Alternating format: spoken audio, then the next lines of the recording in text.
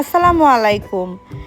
অনেকগুলো বাচ্চা কাচ্চা নিয়ে আমি রওনা দিয়ে দিয়েছি চা বাগানের উদ্দেশ্যে। তো সেখানে অ্যাকচুয়ালি কেন যাব একটু পরেই বলছি। তো এই যে দেখেন আমিও রেডি হয়ে তাদের সাথে রওনা দিয়ে দিলাম। তো আমরা সবাই মিলে বাচ্চাদেরকে নিয়ে চা বাগানে মূলত যাব। 26শে মার্চ ছিল আমার মেয়ের বার্থডে। তো যেহেতু বার্থডেটা পড়ে গিয়েছে আমার বাবার বাড়ির এরিয়াতে, সিলেট এরিয়াতে, তো সেই কারণে আমরা ভাবলাম যে এবার চা বাগানে গিয়ে আমরা সবাই মিলে কেক কাটবো। একটা অটোতে দেখেন সবাই মিলে আমরা উঠে পড়েছি বাচ্চা কাচ্চা নিয়ে, এবং দেখতে দেখতে আমরা চা বাগানে চলে এসেছি। তো এতটুকু পথ আমরা আর অটোতে করে গেলাম না, পায়ে হেঁটেই যাচ্ছি। তো সেখানে গিয়ে আমরা আমাদের একটা সুইটেবল একটা প্লেসে কেকটা সবাই মিলে কাটবো। তো আমরা চা বাগানের ভিতরে ঢুকে পড়েছি। এখন এদিকে আমার বড় মেয়ে ওহির ফটো সেশন চলছে, তার বাবা ফটোগ্রাফারের ভূমিকায় আছে। তো এই যে হচ্ছে সুন্দর কেকটা নিয়ে আমরা হাজির হয়ে গেলাম চা বাগানে। এখানে সবাই মিলে কেক কাটবো। এখানে আমার ভাইয়ের মেয়ে রোজা, আমার ভাই রাজু, ফুফাতো ভাই, ওরাও ছবি তুলে নিচ্ছে। দিনটি ছিল আমাদের পরিবারের জন্য স্পেশাল। তো আজকের এই দিনটায় অর্থাৎ চা বাগানে বসে কেক কাটার যে একটা ব্যাপার ছিল, সেটা আমাদের আজকের এই দিনটাকে আরও বেশি স্পেশাল করে দিয়েছে এবং স্মরণীয় করে দিয়েছে। আর এদিকে বড় ভাগিনা বোনের ছেলে চা গাছকে চেয়ার বানিয়ে বসতে গিয়ে দেখেন কপকাত অবস্থা, সে চিৎকার হয়ে পড়ে গেল। আর এক ভাগিনা গাছের উপরে উঠে বাদরের মতো ঝুলে টুলে গাছের ডাল ছিঁড়ে নেমে পড়লো। তো যে যার মতো করে খুব আনন্দ করতেছিল, এনজয় করছিল, এবং আমারও খুব ভালো লাগতেছিল যে এই বিশেষ দিনে এই বিশেষ মানুষদের সঙ্গে একটা বিশেষ একটা প্লেসে আমি খুব সুন্দরভাবে আমার মেয়ের বার্থডেটা সেলিব্রেশন করতে পেরেছি। আর মজার বিষয় হচ্ছে আমার ফুফাতো ভাই রাজু, সেও কিন্তু দুপুরে আজকে বিরিয়ানি রান্না করেছিল। সব কিছু মিলে একদম সোনায় সোহাগা। এক ফ্রেমে দেখেন শালা, শালি, শালাবউ, ভাস্তি, ভাগ্নি, মানে অনেক কেউ, আমার ছেলে মেয়ে, আমার ওয়াইফ। তো এখানে আমরা আমার বড় মেয়ের জন্মদিন উদযাপন করতেছি।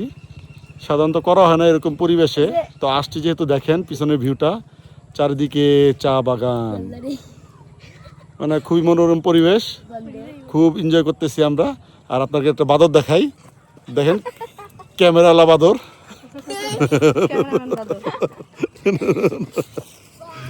তো সাথে থাকেন, দেখতে থাকেন মারিয়া আফরিন ব্লগ।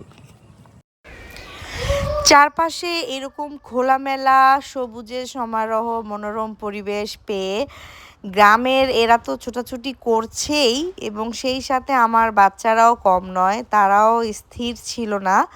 তো তারপরও এই আনন্দের মুহূর্তেও আমরা খুব সুন্দরভাবে উপভোগ করেছি যে এইরকম একটা সুন্দর পরিবেশে কখনো আমার মেয়ের বার্থডে সেলিব্রেশন করতে পারবো, এটা আমি আসলে সত্যি কখনো ভাবিনি। এটা তো একদম কল্পনার বাইরে ছিল। বাট আল্লাহ চাইলে আসলে কি না হয় বলেন। মানুষের শখ পূরণের জন্য আল্লাহ তাআলা যদি আপনার সঙ্গে থাকেন, তাহলে যে কোনো সিচুয়েশনেই আল্লাহ তাআলা আপনাকে খুব সুন্দর সুন্দর উপহার পুরস্কার দিবেন।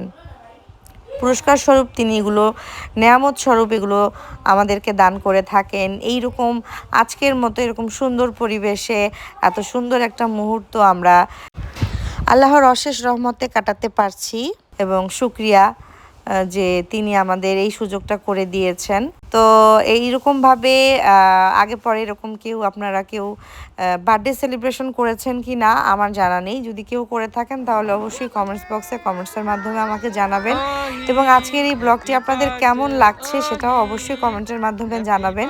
যদি আপনাদের ভালো লাগে তবে অবশ্যই আপনাদের একটি লাইক, কমেন্টস এবং শেয়ার আমি আশা করতেই পারি, কারণ আমার প্রতিটা কষ্ট, প্রতিটা চেষ্টা, সব কিছুই আপনাদেরকে ভালো লাগানোর জন্য এবং আমার নিজের ভালো লাগাকে আপনাদের সঙ্গে শেয়ার করার জন্য। তো বাচ্চারা সবাই অনেক বেশি এক্সাইটেড ছিল, যে যেভাবে পারতেছে ছোটাছুটি করে আনন্দ করতেছিল, এবং আমার বোনের ছেলে একবার গাছে উঠে গিয়ে ক্যামেরা নিয়ে গিয়ে সে ভিডিও করছে, ফটো তুলতেছে। তো সবাই খুব আমরা আনন্দ করেছি। এই দিনটা আমার কাছে বেসিক্যালি স্মরণীয় হয়ে থাকবে, এবং প্রতি বছরই যখন এই দিনটা ফিরে আসবে আমাদের ফ্যামিলিতে, আমার মনে হয় প্রত্যেকেরই এই মোমেন্ট অবশ্যই মনে থাকবে যে এরকম সুন্দর একটি পরিবেশ, চারপাশে চা বাগান এবং চা বাগানের মাঝখানে আমরা আমার মেয়ের বার্থডে সেলিব্রেশন করতে পেরেছি। আল্লাহর কাছে অনেক বেশি শুকরিয়া, আলহামদুলিল্লাহ। যেন প্রতি বছরই আমার মেয়ের বা বার্থডে উপলক্ষে যেন আমরা এরকম আল্লাহর তরফ থেকে সুন্দর সুন্দর নেয়ামত পুরস্কার স্বরূপ যেন পাই। অবশ্যই আমাদের জন্য দোয়া করবেন। এখন হচ্ছে বাচ্চাদেরকে দেখেন পিস পিস করে কেক বিতরণের পর্ব চলতেছে।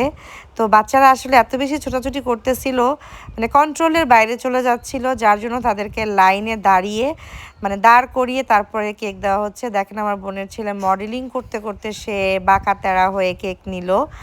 আর আসলে আমার ফুফাতো ভাই কেকটা নেওয়ার সময় সে সাইজ এতটাই ছোট নিয়ে নিয়েছিল যে এইটা মানে তবারকের মতো করে একটু একটু করে দেওয়া হচ্ছে সবাইকে।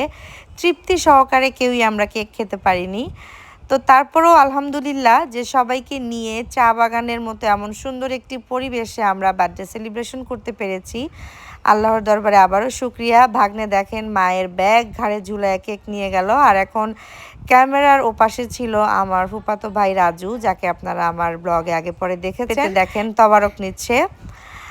আর এদিকে আমার ভাইয়ের বউ, সেও নিল, আপনাদের ভাইয়া একটু টেস্ট করলো, আমার বোনকে দিচ্ছি। বাচ্চারা আবারও এসে দাঁড়িয়েছে কেক নেওয়ার জন্য, কিন্তু কি আর করার, কেকের সাইজটা এতটাই ছোট এনে ফেলেছিল যে আসলে যাদের উদ্দেশ্যে কেক কাটা, যাদেরকে আনন্দ দেওয়ার উদ্দেশ্য ছিল, তাদেরকে আমি মন ভরে কেকটা খাওয়াতে পারিনি। এই ছোট্ট আফসোসটুকু থেকে গেল। বাট ওভারঅল সব কিছু ভালো ছিল। তো আমি এই কেক বিতরণের মধ্য দিয়ে আমি আমার আজকের এই ব্লগটি এখানেই শেষ করব। যদি ভালো লাগে অবশ্যই লাইক কমেন্ট শেয়ার করবেন। আর যারা আমার এই ভিডিওটি আজকে নতুন দেখছেন তারা অবশ্যই আমার চ্যানেলটি সাবস্ক্রাইব করে অলওয়েজ আমাকে সাপোর্ট করবেন এবং আমার সঙ্গে থাকবেন।